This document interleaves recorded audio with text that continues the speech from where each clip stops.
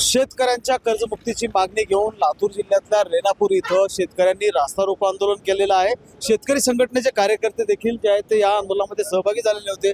मला सांगा, शेतकऱ्यांच्या कर्जमुक्तीची मागणी घेऊन तुम्ही रास्ता रोको आंदोलन करताय, काय शेतकऱ्यांचा प्रतिसाद मिळतो या आंदोलनासाठी आणि किती आवश्यकता आहे कर्जमुक्तीची? माननीय रघुनाथ पाटलांनी सांगितलं होतं 14 एप्रिलपर्यंत जर कर्जमाफी झाली नाही तर लातूरून बाहेर जाणारा भाजीपाला, दूध, फळ सगळे बंद करा म्हणून सांगितलं होतं। त्याच्या आदेशाप्रमाणे आम्ही आज रस्ता रोको आंदोलन केलं आहे।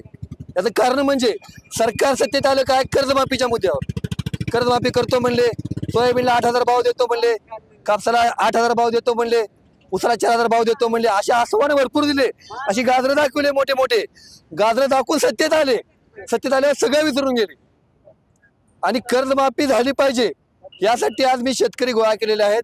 आता उन्हाच्या वेळी असे म्हातारे शेतकरी खूप आलेले आहेत, तरुण शेतकरी आले आहेत, आमचे कालदास आपे आलेले आहेत, मराठवाडा अध्यक्ष। जर कर्जमाफी नाही झाली तर आम्ही सामुदायिक आत्मदहन करू। आज मी जे ड्रेस घातला होता तो कापूस, त्या कापसाला आग लागली होती, मला ते भाजलंय, इथं पळलंय मला। आम्ही जर इथून पुढे काय झालं सरकार जबाबदार। इथून पुढे लातूरच्या बाजारपेठेतून पुणे आणि मुंबई सारख्या मोठ्या शहरांकडे जाणारा जो भाजीपाला आणि दूध आहे ते तुर्तास शेतकरी संघटनेनं बंद करा, पाठवू नका, अशा प्रकारचं आवाहन केलंय। मला सांगा, या आंदोलनामागची काय भूमिका? आपण 19 मार्च 2025 रोजी या सरकारला इशारा दिला होता। पुण्यामधून मोठा मोर्चा काढून त्यांना सांगितलं होतं की जर साखर कारखान्यामधील हवाई अंतराची अट रद्द करा, तुमच्या संपूर्ण शेतकऱ्यांचं तुम्ही आश्वासन दिल्याप्रमाणे संपूर्ण शेतकऱ्याचं कर्ज मुक्त करा।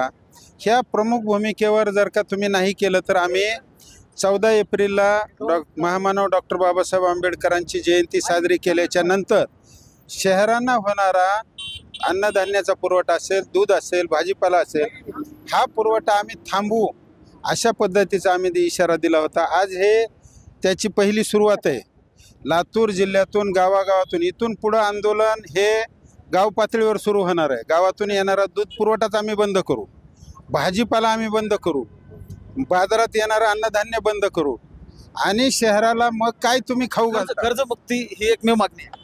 कर्जमुक्ती ही एकमेव मागणी, कारण कर्जमुक्त करणे म्हणजे शेतकऱ्यावर पुन्हा कर्ज होणार नाही अशा पद्धतीची व्यवस्था तयार करणं। इथं आता यावर्षी विम्याचा प्रश्न आहे।